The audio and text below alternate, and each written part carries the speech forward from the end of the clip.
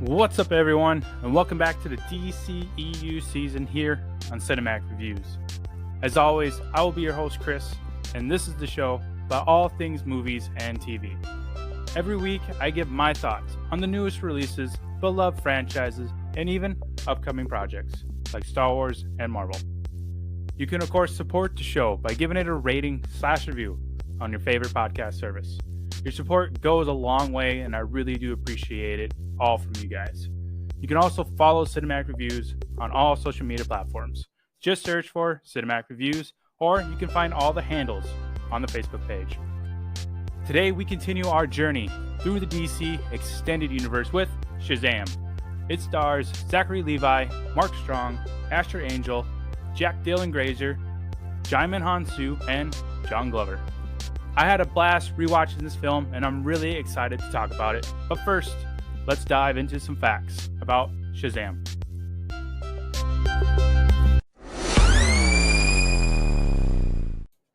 Shazam was released on April 5th, 2019, and was directed by David F. Sandberg.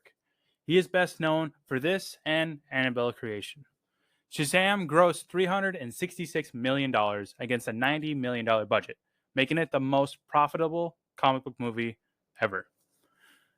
During the mall scene where Shazam attempts to fly, a group of unimpressed shoppers can be seen in the background. These were actually crew members who were filmed by accident. Shopping bags were inserted digitally to cover up the mistake. In the comics, the 7 evil statues on Shazam's Rock of Eternity were originally known as the 7 Deadly Enemies of Man. This was a more family-friendly version of the same idea. Originally, this was going to be one film with Shazam and Black Adam going up against each other, but producers decided to split it into 2 origin films for the characters. As you may know, Black Adam starring Dwayne Johnson will be coming to theaters on October 21st of this year. During the fight in the toy store, Shazam and Thad run across a giant keyboard. This is a reference to the Tom Hanks movie Big, which also features a boy turning into an adult overnight. Around 2011, Captain Marvel was renamed Shazam in order for DC Comics to get around disputes with Marvel Comics over the same name.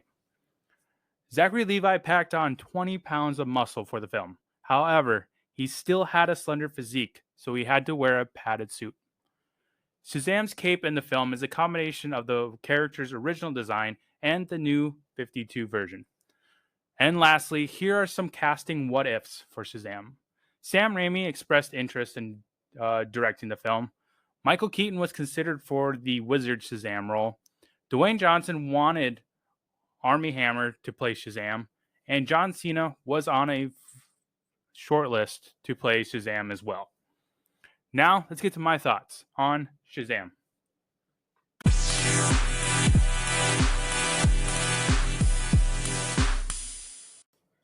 So Shazam was another DC film that I skipped when it came out in theaters because of the bad taste in my mouth from Justice League. I honestly wish I would have seen this in theaters though. I've always had a blast watching it. I believe this is my 3rd time watching since it came out back in 2019. I liked it even more this time around though. Zachary Levi was the best choice for the role of Shazam, and Asher Angel was awesome as Billy Batson. I love all the energy and humor that they both brought to the character. I can already tell you right now that the DCEU rankings are going to change by the end of this episode. Shazam is now one of my favorite DC films. The family dynamic is a lot of fun and very heartwarming. I really like the scene where Shazam gives all the kids his powers in order to fight the 7 deadly sins. The casting with every kid was perfect. Darla is a major highlight of the film, and when she gets Shazam's powers, she gets even better. She is definitely in the top 10 of best things to come out of the DC Extended Universe. Now, Mark Strong as the villain of the story was not my favorite part of the film when I first saw it, but now I have a deeper understanding of the character, and I kind of find him compelling. He grew up being bullied by the world, even his own family, which drove him to seek an enormous amount of power in order to feel better about himself and to punish those that made his life hell. I mean, he kills his own dad and brother because he was so angry with the world and how they treated him. They had it coming, though, if I'm being honest. Like I said, they treated dad like shit for just simply existing in the world. He's not the best written character in the world, but he's one of the better ones in the DCEU. He was a lot better, honestly, than say Ares and Wonder Woman, and brought way more to the table than Enchantress and Suicide Squad or Ocean Master and Aquaman. Now, even though I really love this film, there are still some issues I have with it, and I'll dive deeper into those in the negative segment later on in the episode. The one I want to bring up right now, though, is the Superman cameo at the end. This was obviously WB's attempt at keeping Superman in the universe while also throwing shade at Henry Cavill. I absolutely hate this cameo because it doesn't give the character the justice that he deserves. If you're going to have Superman pop up in one of these movies, then call up Cavill. I know he's busy, but he has a day to spare for a Superman role. He would do anything to get back into that suit. WB was too scared to pull the trigger on it because they were too concerned with what Marvel was doing at the time. Once again, they dropped the ball hard, even though they had all the right pieces at their fingertips. Hopefully, the new regime at Warner Brothers Discovery can rectify them casting Cavill to the side. Rumors are that he will pop up in the Black Adam movie, so fingers crossed that Cavill is a part of the DC Extended Universe once again. Affleck's Batman and Gal Gadot's Wonder Woman are confirmed to return, so they might as well bring back Cavill in order to round out the DC Trinity. Can you imagine how awesome it would be to get a movie centered around Shazam teaming up with Superman in order to defeat Black Adam? It's blowing my mind just thinking about it right now. My expectations are pretty low with anything on the DC side of Warner Brothers Discovery, but I'm back to the old ways, and I'm gonna go see these in theaters. Honestly, it's been way too long, and if I could go back and see Shazam opening weekend, I would. It's a really fun movie that the whole family can enjoy. Shazam: Fury of the Gods, which is the sequel to this film, looks really great, and I hope it lives up to the first film. But let's take a quick break with the trivia game before jumping into the segments.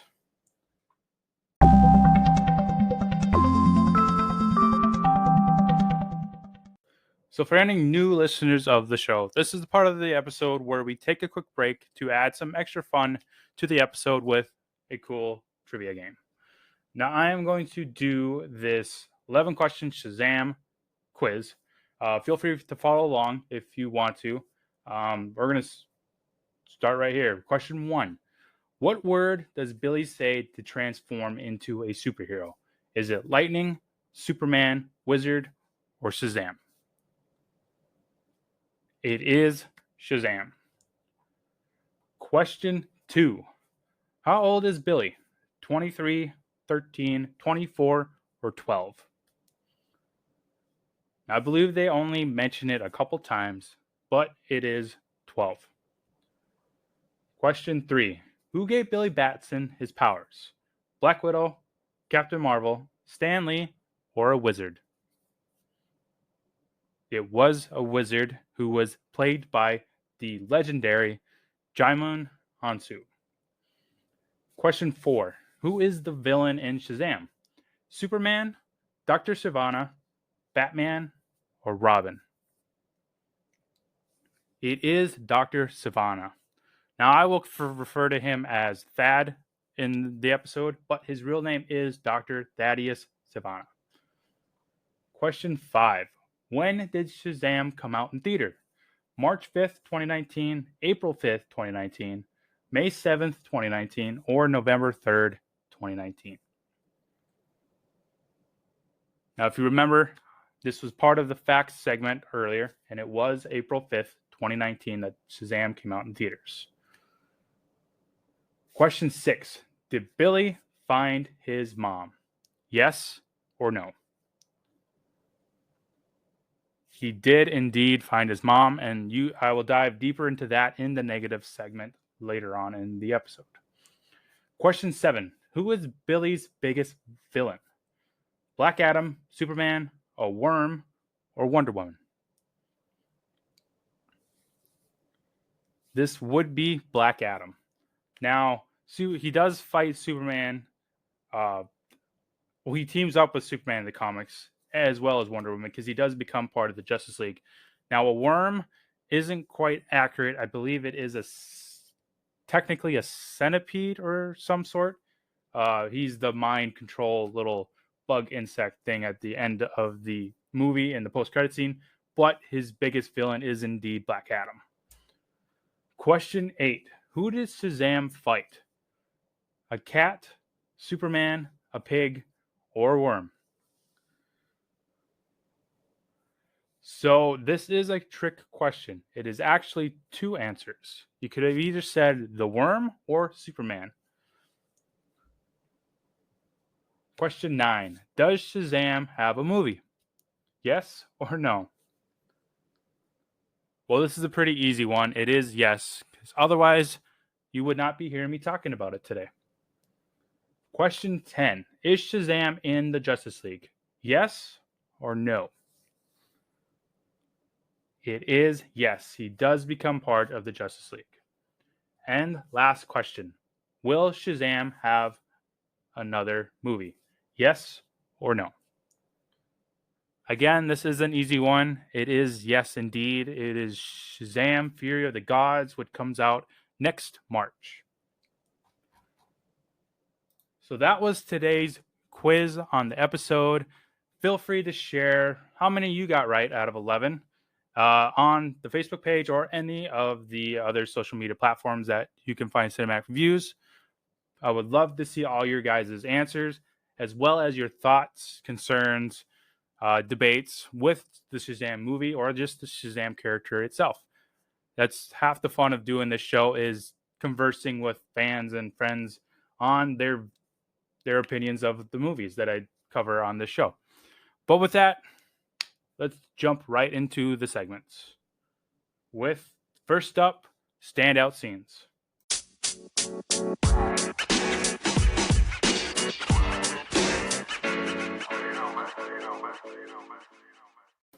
So the first scene that I have written down is young Thad meeting the wizard. I like this whole opening sequence because we get to understand why Thad becomes the villain of the story. It helps the audience see Thad as a compelling villain who seeks power in order to punish society for how it treated him. We also get some backstory on the Shazam character, which is awesome. Djimon Hounsou is great in anything that he does, but I have to admit, it's kind of weird seeing him in this Spirit Halloween wizard's beard and wig. It was a little ridiculous, to be honest, but he still acts his heart out, which he does in everything. The next scene I have is Billy meeting the family for the first time. Like I said before, all the kids bring so much energy in front of the film. Each one is special in their own way, and I absolutely love them, especially Darla. She is so freaking cute and full of energy. The film wouldn't be the same without her.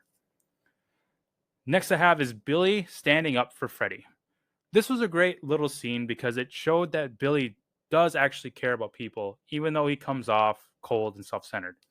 I'll talk about them in more detail in the negative segment, but I don't like how they were written. How are these pieces of shit not in prison? They hit a cripple with their truck. Like, I don't understand how they are in the rest of the film. Next is Billy turning into Shazam. This was a really cool and get hype moment for me. Zachary Levi is just perfect as Shazam. The suit is awesome, and Levi is so much fun on screen. I've always been a huge fan of his ever since I first saw him on the hit series Chuck. If you haven't seen Chuck, go ahead and either buy it or rent it or do whatever you have to do, but go check it out. I think it might be on Amazon Prime still, but go check it out. It's an absolute blast of a show. Next is testing Shazam's powers. This part of the film is a lot of fun. My brothers and I would totally do something like this if one of us got superpowers. The special effects are really cool, not just in this scene, but throughout the whole movie. It was a really well-made film from a technical standpoint. The writing was well done too, especially the humor. I was really surprised at how much I laughed during this film. Shazam succeeded where Aquaman failed. If you remember from the Aquaman episode, that was my big issue with that, was that the humor just didn't hit for me. It does in Shazam, which is really cool. Next is probably one of my favorite scenes, is the convenience store. This is a really fun scene with Shazam walking in to buy beer for him and Freddy. and then they ended up stumbling across these robbers who come to hold up the place, and then suggested by Freddy for the YouTube channel, he tells them to shoot Shazam in the face. I love the part where they take a sip of beer and immediately spit it out, and then go back into the store to buy a bunch of snacks instead. This whole store scene was really well done and so much fun from start to finish. I love everything about it. Next is Thad killing the board members. This was a really dark scene. Thad straight up kills his brother and father. Right off the bat, he throws his brother out the window and then commands one of the deadly sins to eat his dad at the end of the scene. I believe it was greed that ended up killing him. This whole sequence brought a surprising horror element to the film that I really enjoyed. I thought it was a really interesting scene and really well done. Next is the training montage. This is another really fun sequence where Freddy and Shazam continue to discover Shazam's powers. Again, this is something that my brothers and I would totally do if one of us got superpowers. I love montages in movies, and this entertained me a lot from start to finish. Next is the bus catch. This is a clear example of why kids having superpowers is really dangerous, and I hope it never happens. Shazam is one that actually caused the bus crash, even though he was the one to eventually save it as well. I really like it when superhero movies set up the hero as a screw up instead of immediately starting off as a master of their powers. It leaves a lot of room for character growth. That element of the story is why I think this was actually a well-written story, probably one of the best written in the DC universe right now. Zachary Levi, it just kills it as a kid playing an adult body. It's so good. Next is Shazam's first fight with Thad. The CGI for the most part is really well done. There are, of course, some sequences where it isn't on par with the rest of the film, like this fight sequence, for example. The special effects in most of the film are awesome, so when it's bad, it's really bad. It stands out more to me, which is a little bit of a bummer. This fight is still really fun, though, especially when we get to the mall. Shazam throwing the toy Batman at Thad and yelling, "Get him, Batman," was hilarious. I crack up every time. I believe that line was actually improvised by Zachary Levi. There again is another example why he is the best. He comes up with stuff like that, and it's so good. Next is the kids getting Shazam's powers. Like the convenience store, this is probably tied with my favorite scene of the film. The casting was perfect for the adult versions of the kids, and them discovering their powers was a lot of fun. Freddy going through the checklist of each power as they discover them was so awesome. Darla again is so much fun and cute. Adam Brody as Freddy was just perfect. I'm excited to see them all again in Shazam 2. The all hands on deck line coming from Shazam himself was a great character moment also. And then lastly, we have the final fight with Thad and the monsters. This was a really fun fight. I wish I would have seen this in theaters because I always have a blast watching it. Shazam fighting Thad throughout the city while the rest of the kids fight off the 7 deadly sins was so much fun. I love the part where Thad is giving his bad guy speech, but Shazam can't hear him because he's like a mile away. It was a great twist on a classic trope in all superhero films. Next, we have favorite quotes. So there's a lot of great lines in this movie, but I tried to pick the 10 that I thought made me laugh the most. So right at the bat, it's Freddy saying to Billy, "It gets really Game of Thrones around here." This was where he was talking about his family jokingly throwing him out the window, and that's how he became a cripple. I crack up every time because I'm a huge Game of Thrones fan, and this line really hit for me. I remember when this movie was coming out, like Game of Thrones was like the it show, so of course they were going to put a line about Game of Thrones in this movie. If you haven't seen Game of Thrones yet, like Chuck, go out and buy it, rent it, do whatever you have to do. I believe it's still on HBO Max right now, but check it out. It's such a great show. The next line I have is the wizard saying, "Grab my staff and say my name," and Billy responding, "Gross." I just chuckle every time. It's a little humor like that hits really good for me. Next is Shazam saying, "Give the old lady her purse back," and then she responds, "I'm the same age as you." Again, Zachary Levi just killing it in any scene that he is in. Next is a couple more from Zachary Levi. "I'd like to purchase some of your finest beer." And I am the fake ID. This was when they were in the convenience store trying to get beer. cracks me up every time. Now I don't remember who says this one, but I really love this one. That's the other one. This one sucks. I want to say that's a line that Zachary Levi says, but I'm not positive. This one I know was one that Zachary Levi said as Shazam. Get him, Batman. This was, like I've said before, this is where him and Thad are fighting in the mall, and he throws the Batman toy at him. It's just perfect. Another couple lines here. I have to get back to my real family. This is a really good character moment, and I love this line coming from Shazam. It was really well performed by Zachary Levi, and a really cool, like I said, character growth for him. Another one is, dude, I've studied every fighting technique of every superhero. What do you got? And then the monster pulls out these giant knife for fingernails, and he just freaks Adam Brody out. It's so good. And then last, of course, is the all hands on deck family motto. It's such a good good motto for the family, and I love that Billy says it at the end at the dinner table. It's such a good character growth moment for him. So next up is Diamond in the Rough. So the first one I have is all the Justice League nods in this film. I love all the nods to the Justice League throughout the film, with Freddy's shirts to his collection of superhero items like the Batarang and the Superman bullet, to the mall scene with the Batman toys. It connects the universe together and makes the film a lot more fun. If this element of the story makes the film one of the best films of the DC extended universe. It makes it way more fun for the audience if you start to add these little hints from Superman or Wonder Woman or even Batman. It's so cool to see it in the Shazam movie. Next is Zachary Levi as Shazam. Like I keep saying throughout the episode, Zachary Levi was perfect for the role of Shazam. He's so much fun to watch in anything that he does, and he really knows how to act as a kid in an adult body, which is a key component of the story. If the actor gets that wrong, well, then the whole movie is a mess.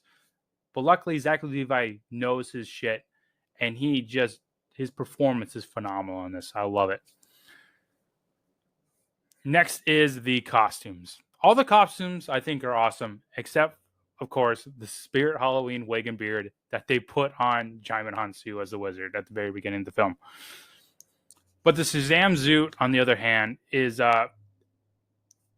so awesome. I love the light up lightning bolt on his chest. From what I read doing the research for the episode today, that was the hardest part of the suit to get right for the costume department. I think they totally nailed it, though, so bravo to them. The suit looked amazing. Seeing the different color variants of the Shazam suits on the kids were also very visually pleasing. Dad's outfit was a generic bad guy outfit, but Mark Strong can wear the hell out of a trench coat. Next, of course, is Darla. Like I said, Darla is so much fun throughout the film. She is so sweet, so innocent. I absolutely love her, and I can't wait to see her again in Shazam 2. She reminds me a lot of my younger sister, which is probably why I'm drawn to her and I love her a lot in this movie. Now, next is the Shazam Billy dynamic. I absolutely love this dynamic, and it starts with the perfect casting, like I keep saying, on both sides of the character. Asher Angel was incredible as Billy Batson. He was really fun and really compelling. He just wanted to get back to his family, but took him a while to realize that the family he was searching for all this time was right in front of him. I love his character growth at the end of the film. It was really well done by Asher. Bravo to him. And Zachary Levi, of course, like I keep saying, always awesome. He did such an incredible job at playing Billy inside of Adult's body. It's so much fun.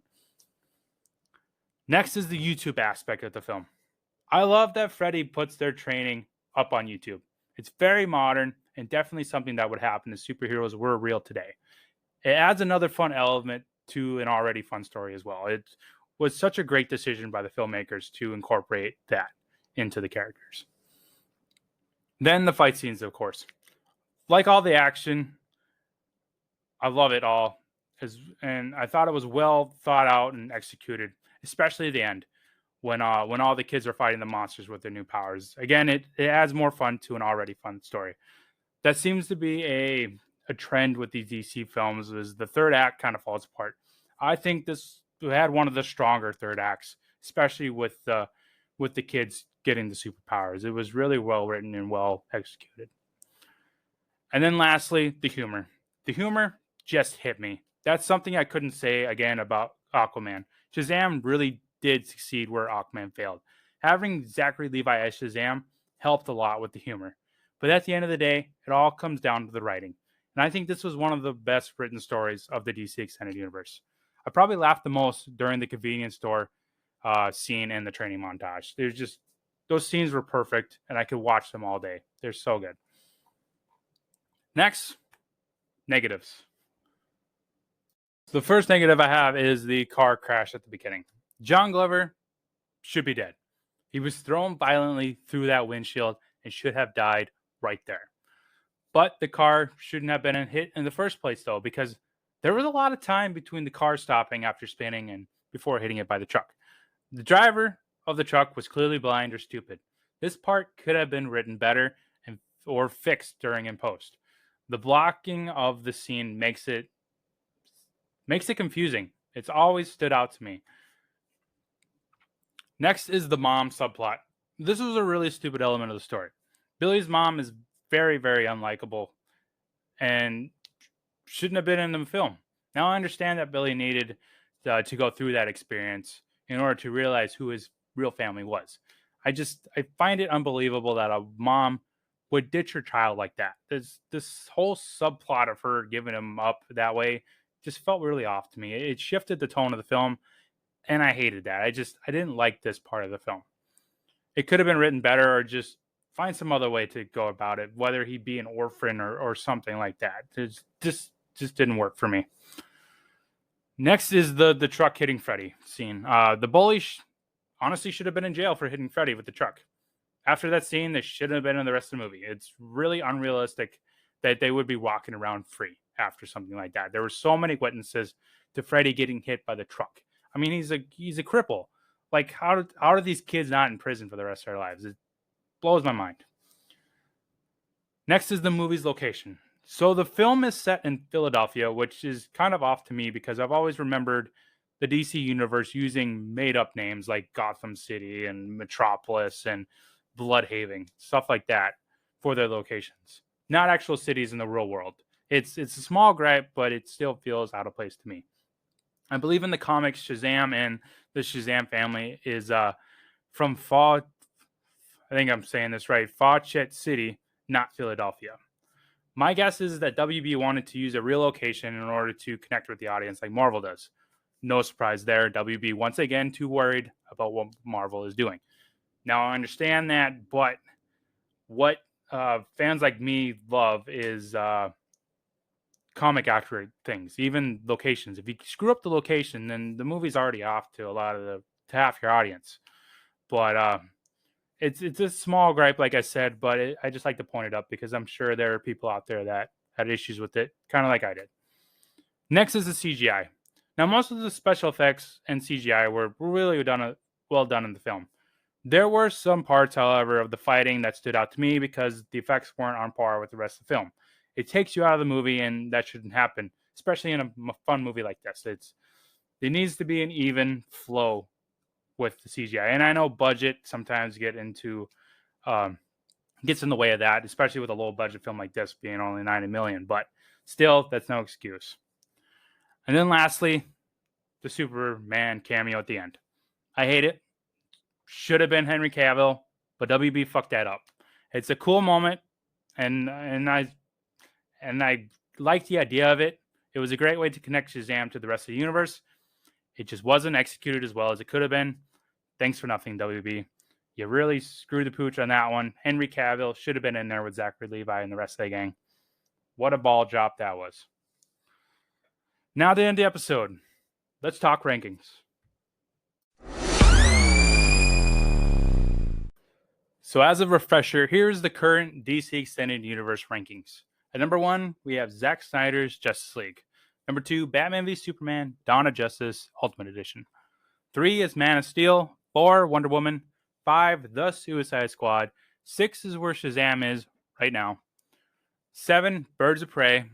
8, Aquaman. 9, Suicide Squad. And rounding out the list at number 10, Wonder Woman 1984.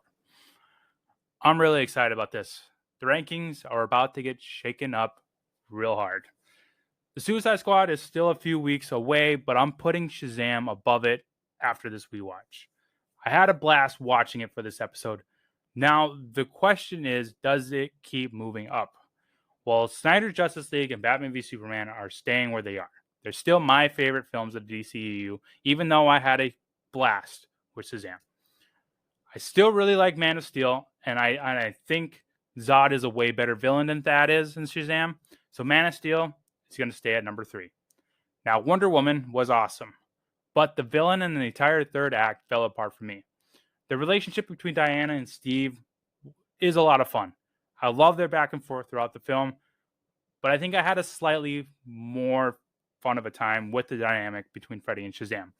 Freddy is a superhero nerd that essentially trains Shazam to become the next superhero, and it was a lot of fun to watch. I mean, they put it up on YouTube, and that's such a fun element to add to a story in the modern age. Shazam's going to be the new number 4. I'm going to tell you that right now. So the new top 5 of the DC Extended Universe is Snyder's Justice League, Batman v Superman, Man of Steel, Shazam, and Wonder Woman. Next week is Birds of Prey time, and I'm excited to see how I react to that one because I honestly haven't seen it since it came out. This is going to be my 3rd time seeing it. So I remember really liking Margot Robbie returning as Harley Quinn, and Ewan McGregor as Black Mask was great.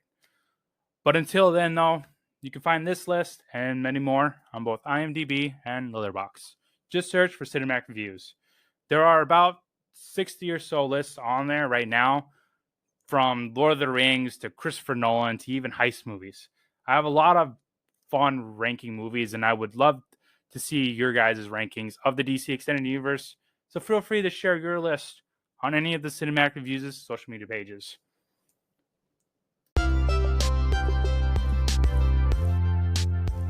Well, that'll do it for this installment of the DC Extended Universe season here on Cinematic Reviews. Tune in next Friday for Birds of Prey. Also, New Release Monday will return on October 3rd with The Greatest Beer Run Ever, which stars Zac Efron and Russell Crowe. Later, everyone. Shazam!